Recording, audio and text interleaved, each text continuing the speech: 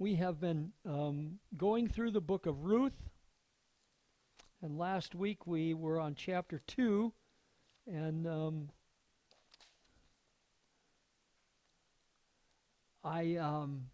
was a time in my preaching when I wasn't a pastor full-time of a church, and so I would prepare a sermon, and I felt like I had to preach the whole sermon because I wasn't going to be there next Sunday.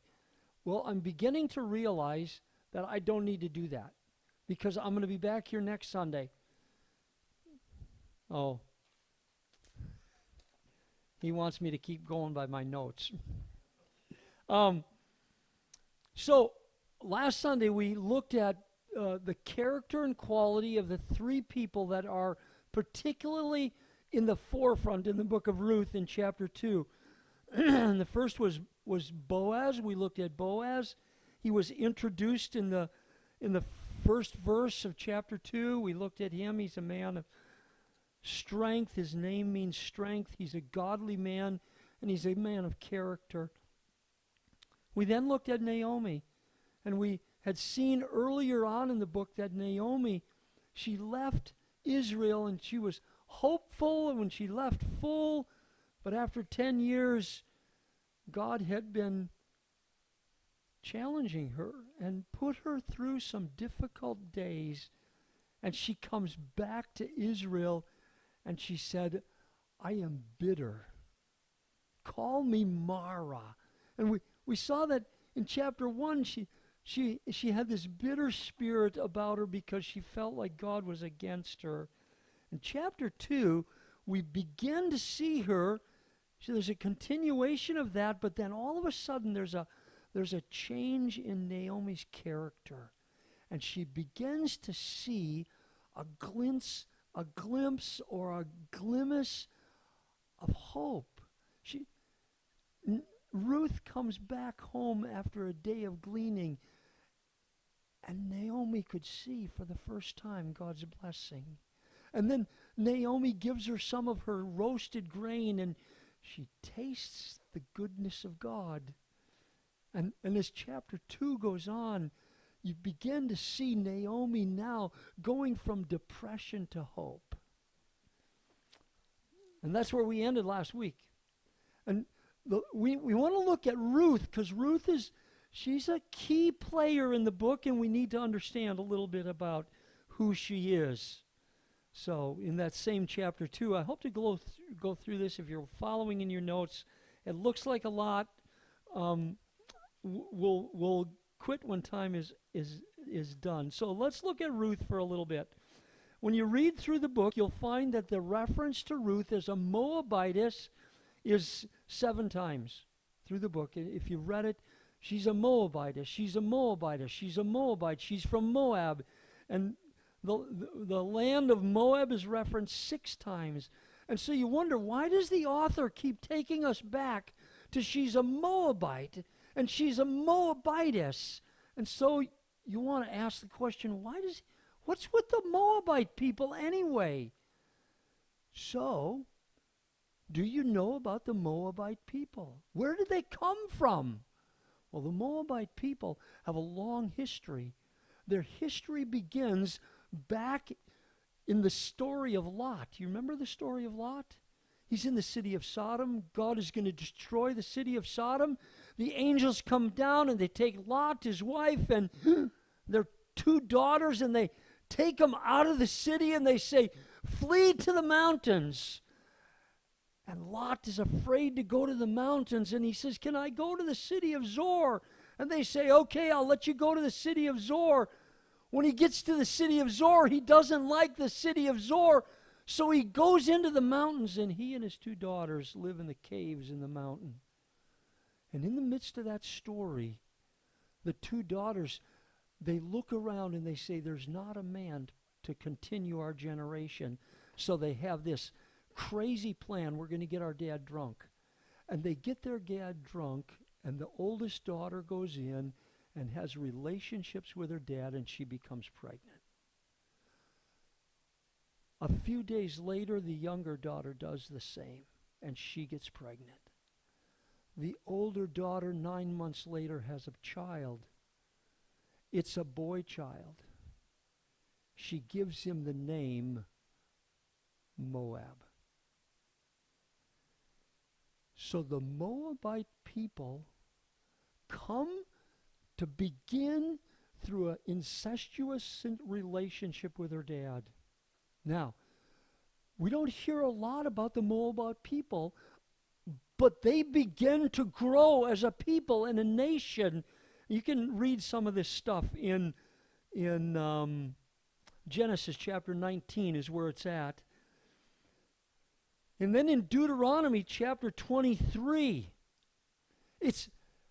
Israel is coming out of Egypt. Now, this is like 600 years later, because Lot has the relationship with his wife, Abraham. He doesn't have any children, and he gets a little bit older. Finally, he has Isaac. Isaac grows up.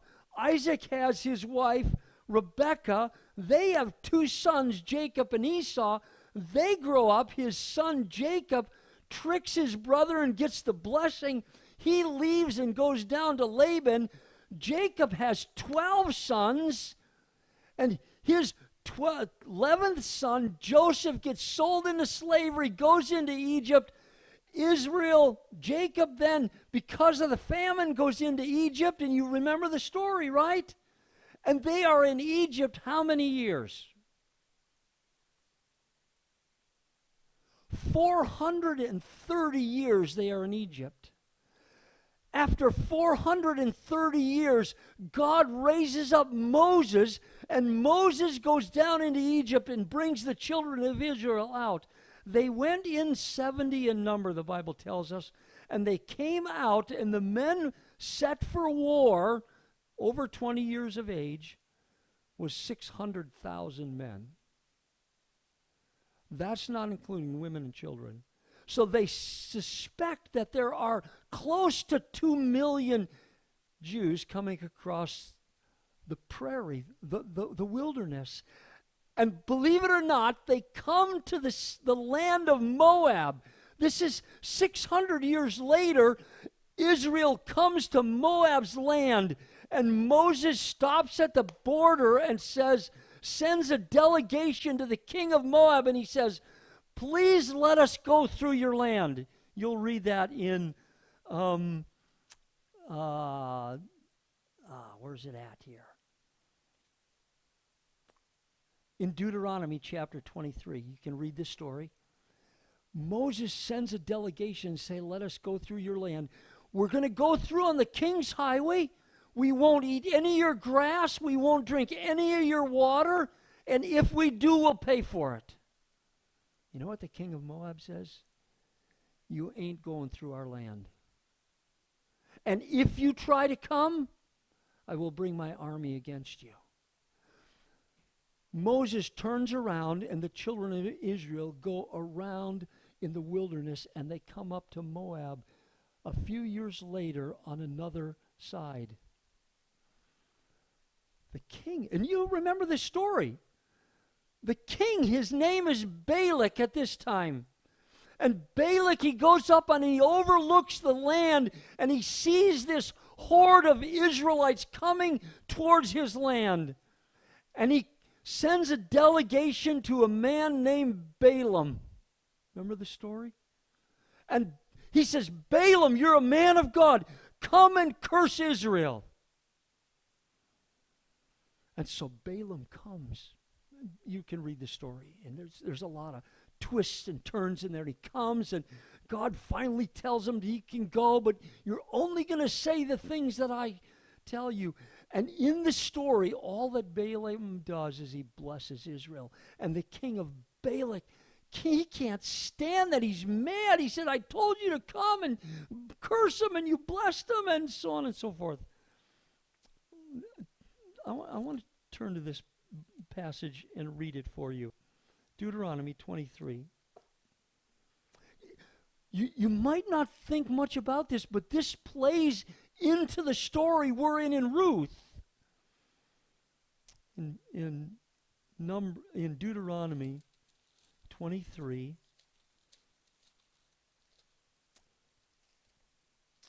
verses 3 through 6. I'm going to read it for you.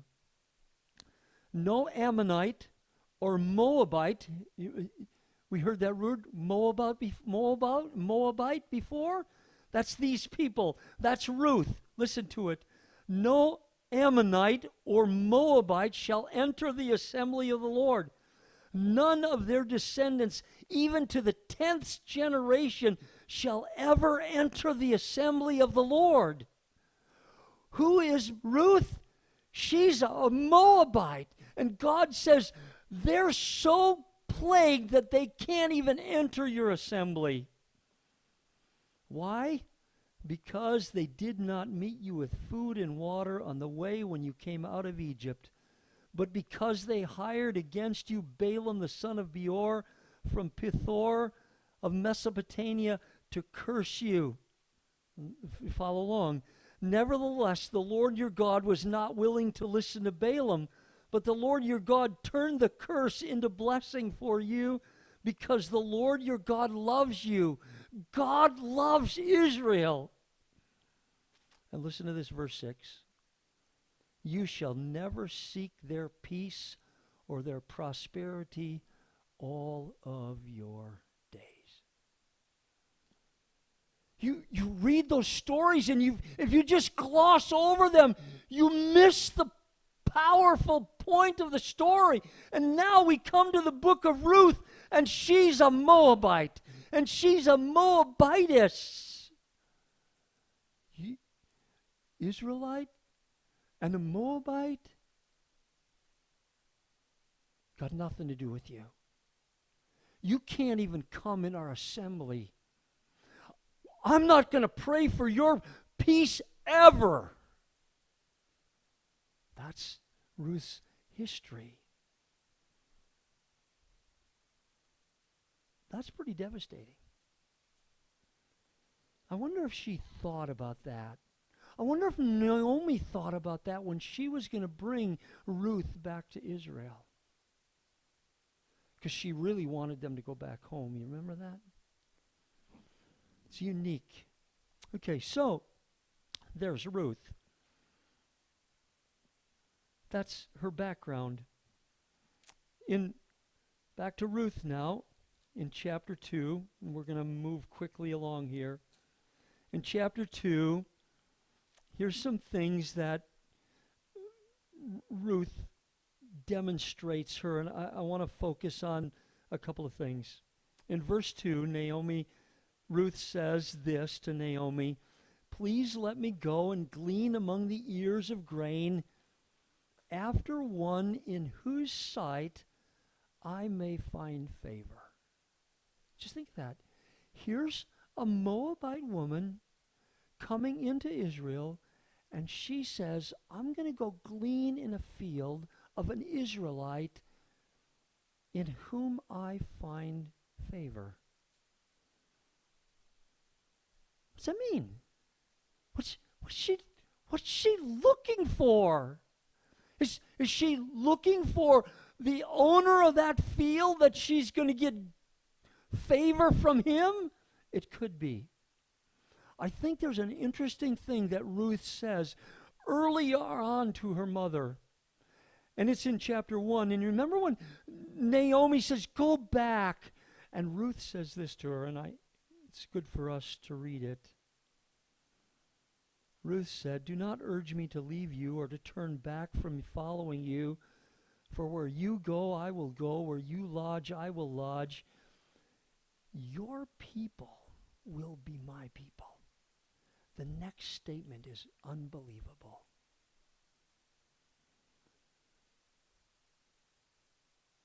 And your God, hold it.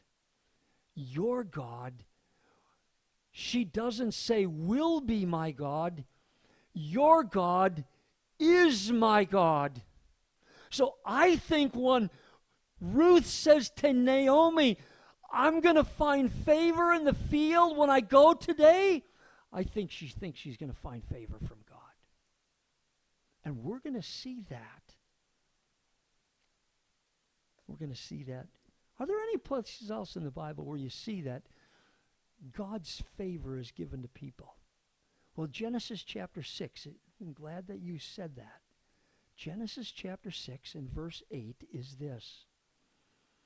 You ever heard of the man Noah? Yeah. In Genesis 6 and verse 8, it says this, and Noah found favor in the eyes of the Lord. Why did Noah find favor in the eyes of the Lord? You ever ask that question? Was Noah this super righteous guy? Hebrews chapter 11 and verse 6 says this. By faith, Noah. I think the reason Ruth is going to find favor is because of her faith in a God that provides. Now, where do we find, you've heard the word Jehovah Jireh? God is my provider. Do you know where that came from? In Genesis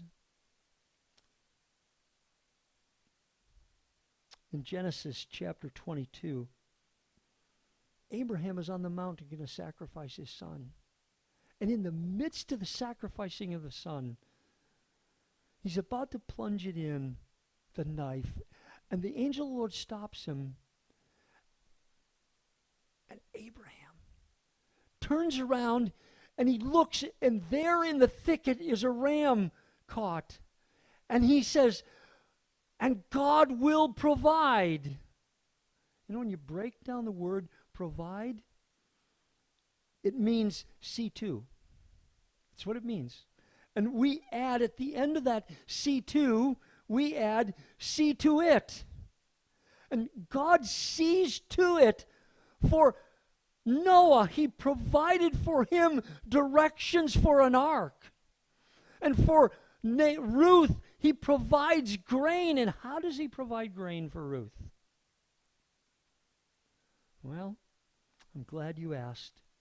In Leviticus 19, 9 and 10, and in Deuteronomy 24, 19 through 22, God instructs landowners. How many of you own land? Maybe your house. How many have fields? They harvest fields. So you got fields. So when you go out and you glean or you cut your fields, if you're like me as a farmer, we went with machines, and you'd come to a corner and you'd go like this, and you'd leave this little chunk in the corner because you couldn't quite get at it. God says, leave that. You know who that's for? That's for, in those two passages I gave you, it's for the needy, for the stranger, for the alien, for the orphan, and for the widow, and for the foreigner. That's what God told the Israelites to do. So when Ruth comes back to Israel, it says it was the beginning of the barley harvest. Ruth has a right to go and pick the grain in this corner. God provided that. And it says when you go in your vineyards and you harvest your grapes, and you pick all the grapes off of this tree, and then you leave, and you go like this. Oh, yeah, there's another one. Have you ever done that? You're picking apples. Oh, there's another one. And what do? You go back and pick it. God says, once you've picked it and you leave that tree, don't go back and pick it. That's for the alien, the stranger, the foreigner, and all. And that's how God provides for his children, for the poor and the needy, and for Ruth. And I think God gave Ruth the insight to see that. God provides. God is concerned for the poor, and God will provide. Remember Psalm 24, verse 1. The earth is the Lord's, and the fullness thereof. Every good and perfect gift comes down from the Father of lights, in whom there is no shifting shadow. God is the provider. We see Ruth. Here's some things about Ruth. There's about 7 or 8 things I want you to see if you're following the notes. In verse 7, she asks permission. Isn't that an interesting thing? It's her right, but she asks permission. And how do you know that she asked permission? Because when Boaz comes into the field and he asks his supervisor, "Who's that lady over there?" She says, "She's Ruth the Moabite that came home with Naomi, and she asked if she could glean." She came up to while it was her right, she didn't presume upon it. "That's my right." She asked. Humility. And then in that same verse, she gleans all morning. She's a hard-working lady.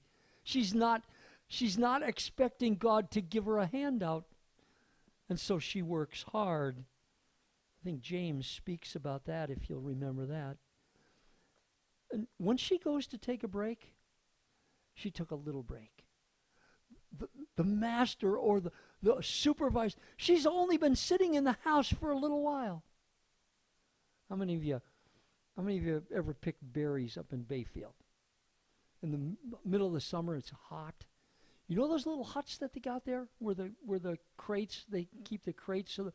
That's what the idea is of this house. It's a hut so that in the middle of the day you could go over there and you could sit down on a bench and you go, "Oh, the shade feels good." But she only did it for a little while, and then she's back out working. And then after dinner, she goes back out and she gleans until evening. This is a hard-working woman. And then when she's done gleaning, what she does is she thrashes it out. And then when she's done gleaning and she goes home, she shares with her mother-in-law. I think that's a sweet picture. I'm a visual kind of person, and I like to visualize things. I envision all day, all afternoon, Naomi feeling that extra roasted barley, maybe in a pouch in her shirt. She's thinking, "Boy, Naomi is going to love that." It was a delicacy in the Middle East. And when she comes home, she sets down the basket, and she doesn't take it out and eat it herself. Mom, not mother-in-law, she's probably said, "Mom, here's what we had for lunch." And Naomi got to taste the goodness of God. And this woman, Ruth, is a woman who thinks of others more highly than herself. When I think of Ruth, I think of Proverbs 31. You know Proverbs 31? So let's just turn there for a minute. Proverbs 31, I think there's like 5 or 6 things in Proverbs 31 that I think Ruth portrays. Beginning in verse 6, she looks for wool and flax and works with her hand in delight. You picture Ruth? What do you think she was? What was her countenance like when she was in the field? You think she's over there going, "Yeah, so it's stinking hot out here. I can't stand this." Grumbling. I don't picture her at all. She probably had a smile on her face. "Oh, God is so good. Look here's another little piece of grain. Here's another stem with 3 parts of barley on it." And the next thing you know, her arm is full. She's a delight. Verse 15, she rises also while it is still night and gives food to her household. You see that when she comes home, "Naomi, look at what God has given us." She girds herself with strength and makes her arms strong. You don't work all day like that if you're not a strong woman. This is Ruth pictured. Verse 25, strength and dignity are her clothing, and she smiles at the future. And that great picture of Ruth, smiling at the future, even though with all the things she knows it might have been bleak, but she said, "God is with me."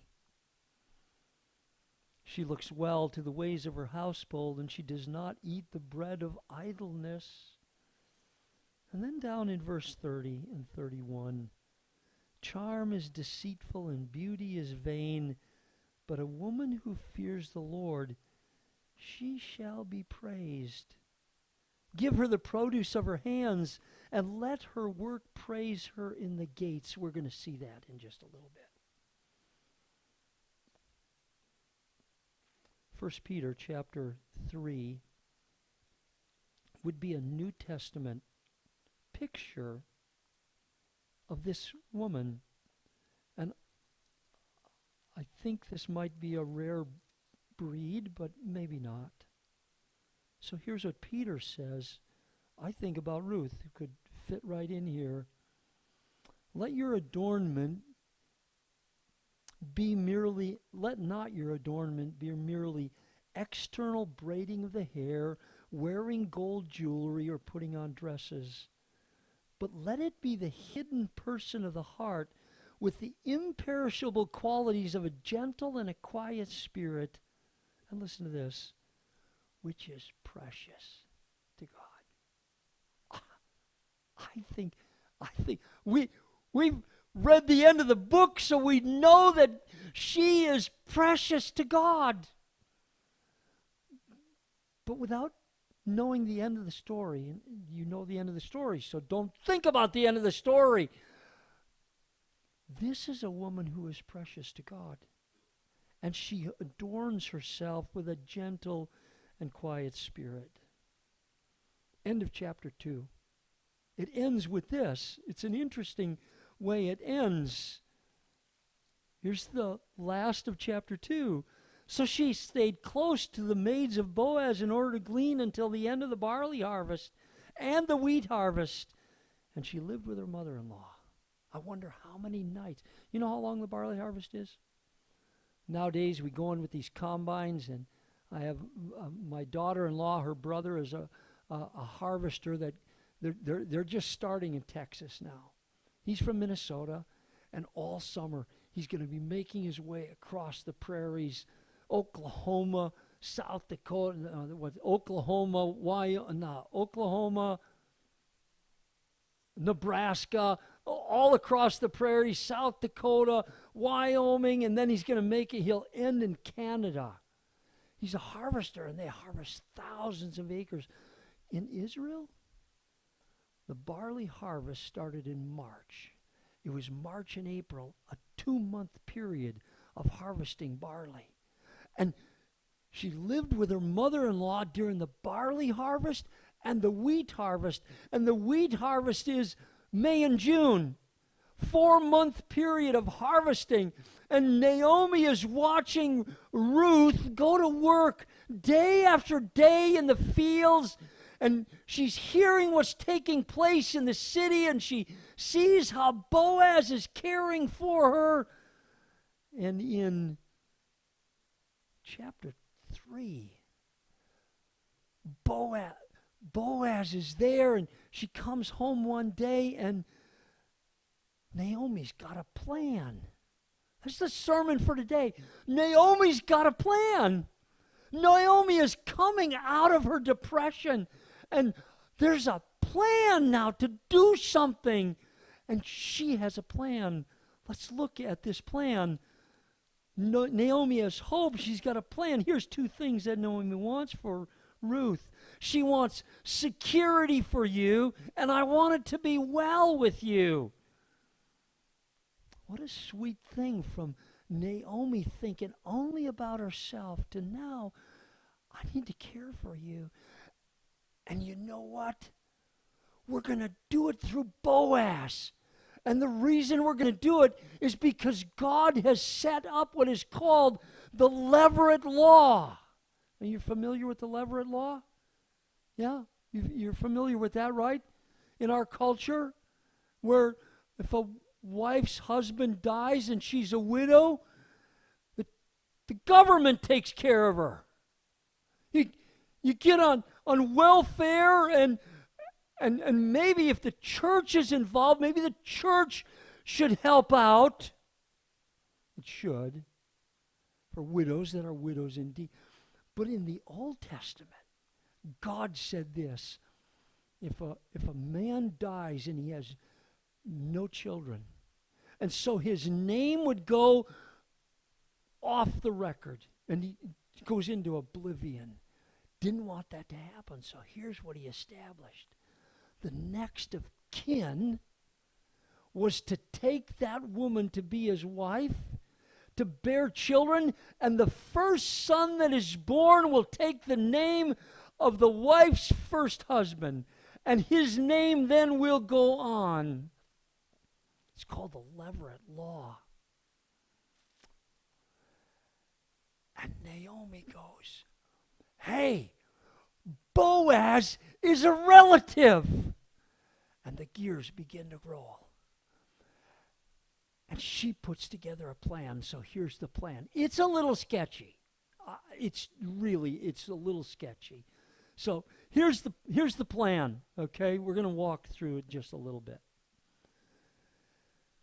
The Levirate Law, if you want to read about it, is in Deuteronomy chapter 25, verses 5 through 10. So, she says to Ruth, here's what I need you to do. Take a bath.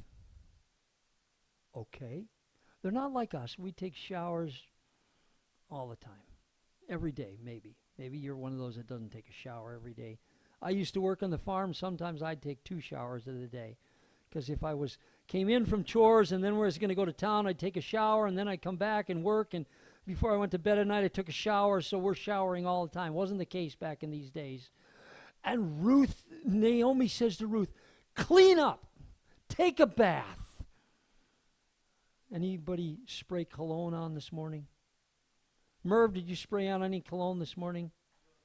Oh, he doesn't use it. I didn't spray cologne on this morning. I forgot. So Naomi says to Ruth, get some perfume, anoint yourself, smell nice, and then go to the closet and get some nice clothes on. I think what's happening here is over a couple of month period, Naomi saw a love beginning to flourish. Ruth began to talk about Boaz in I really like the guy. Man, is he ever kind. He gives me all kinds of encouraging words, and he's gracious in his talk. And then as Naomi is in town, she's hearing about Boaz and how she's such an industrious, and he's beginning to have a relationship that I like her. Problem is, Boaz is old, like me or Cliff. We're old, and Ruth is young. What's a young woman see in an old man? We can't run bases anymore. We can hardly ride a bike anymore. It's just.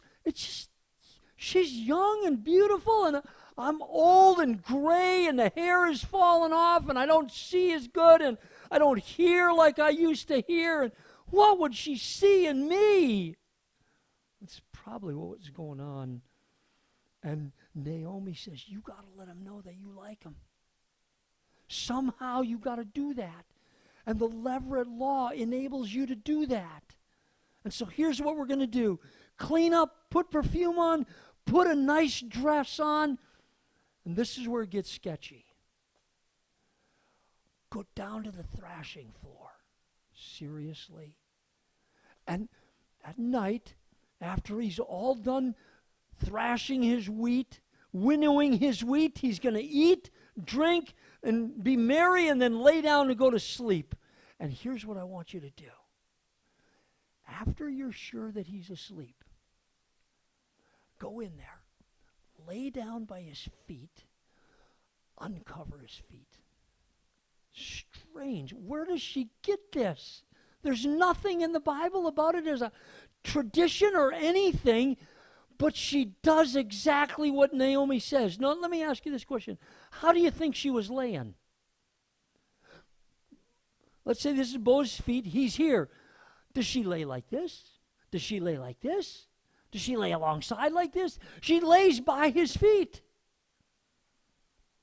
in the middle of the night, and maybe it doesn't really matter, but in the middle of the night, he wakes up. My feet are cold. Any of you get cold feet? When the blankets get off your feet get cold, and you wake up. So he wakes up, and he bends over to throw the blankets on his feet.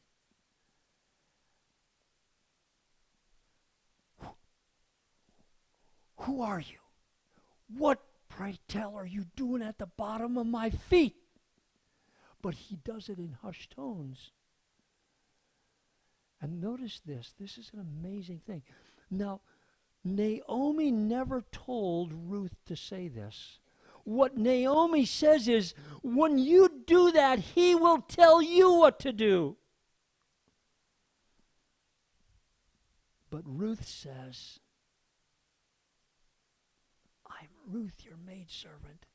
And this is the amazing thing. Spread your covering over me. Spread your skirt over. What in the world does that mean? Is this some sensual kind of thing? Or is there more to the meaning behind that? And you go, I don't know. So let me help you look at that. Turn to the book of Ezekiel, chapter 16. Ezekiel chapter 16 and verse 8, I think it is. This is God speaking about Israel, his betrothed, his wife, as it were. God is speaking about his children Israel in this passage, and he speaks to them in a love-type relationship. Listen to this. When I passed by you and I saw you, behold, you were at the time for love. So I spread my skirt over you and covered your nakedness. Do you see the picture?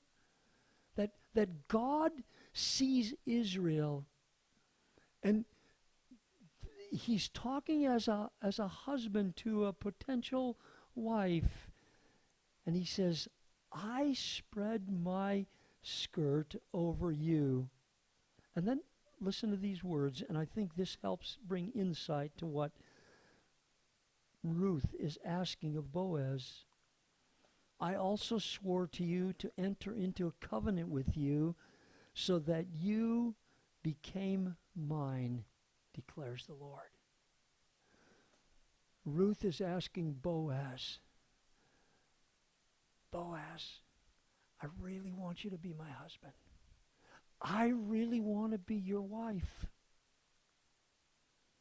She's stepped out because he's an older man. He's like her dad's age because he speaks to her often as daughter. And she's taken a chance on, maybe did I misinterpret his kindness and his words and all of those things? I'm going to go out on a limb, and she's going to say, I want you to be my husband.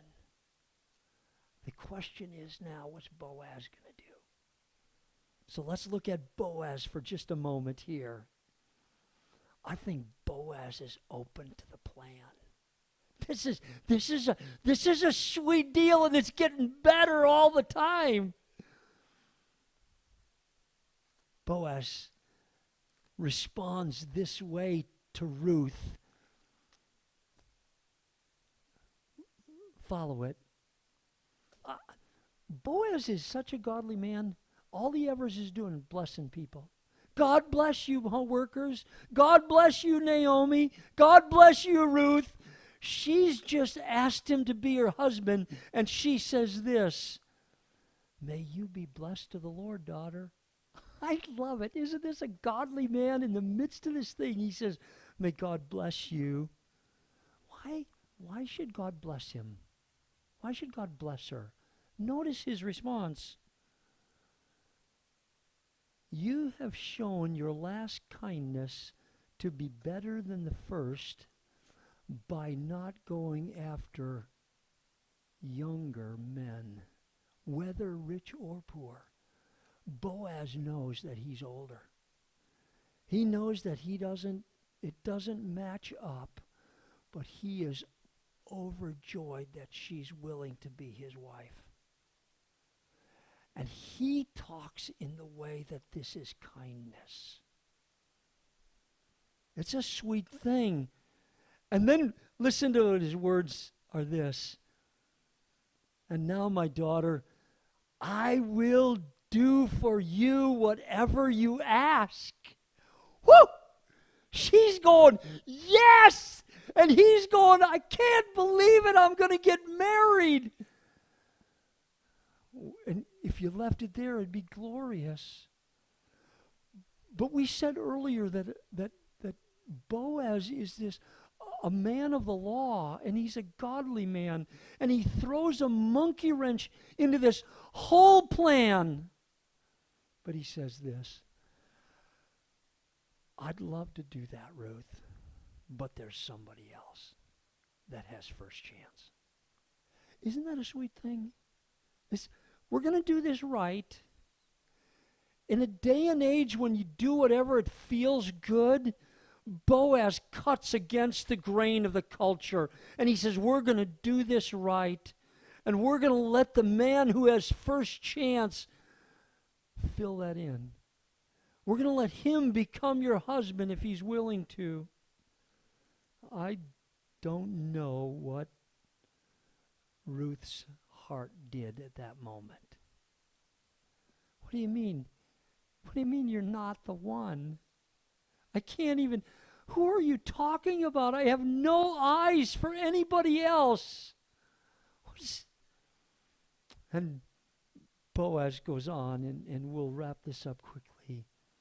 Remain this night, and then when morning comes, if he will redeem you, good, let him redeem you. But if he does not wish to redeem you, then I will redeem you as the Lord lives. Lie down until morning. So she lied at his feet until morning and rose before no one could recognize another. And he said, let it not be known that a woman came to the threshing floor. There's a scandal, potential scandal here. You see that in the words? But so that there's elimination of the scandal and his care for Naomi, he says, give me your cloak that is on you and hold it.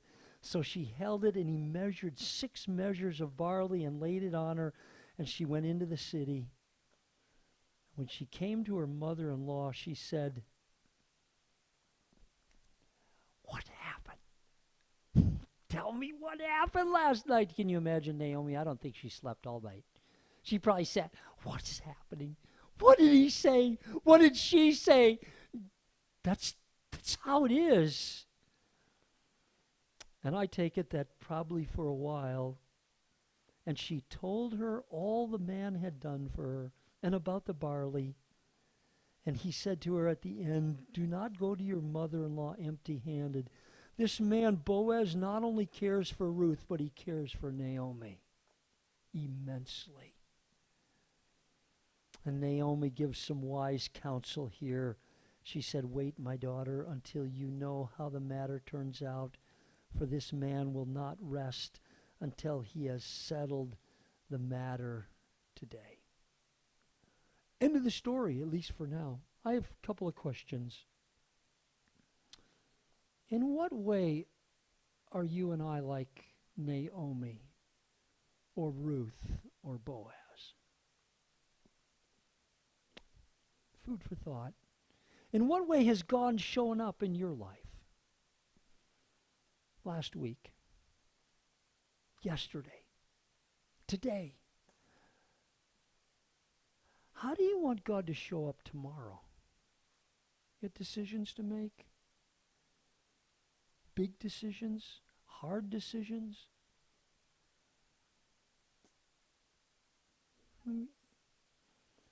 How has God spread his skirt over you in a covenant relationship?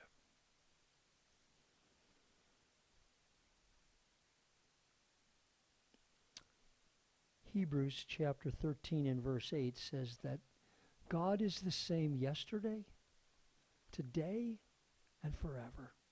So the God that worked for Ruth is the same God that can work for you.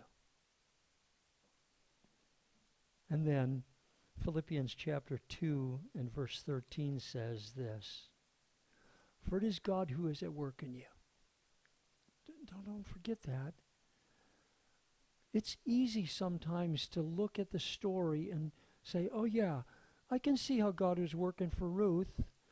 I can see how God is working for Naomi. And I can see how God is working for Boaz. But God doesn't work for me that way. The Bible says that it's God who is at work in you, both to will and to do for his good pleasure. Give those things some thoughts in this week as you go through the week. And next week we're going to pick up the conclusion of the story, and it is glorious. Not only for Ruth, not only for Naomi, not only for Boaz, but you're going to see next week as we wrap it up that it's really a glorious story that includes you and me. Let's close in prayer, and then Glendon will come with the last song. Father, thank you for this day. Thank you for these stories that are in the book of books, that they're not just stories to read, it's stories to read and to know our God. And so I pray that as your people here, as they mull over and they read the story in the days ahead, and as they mull over the things that we've talked about, that the God of Ruth they'd recognize that he's their God as well. And they might be able to recognize and see his mighty hand at work in their lives, in the good and in the bad. In Jesus' name we pray. Amen.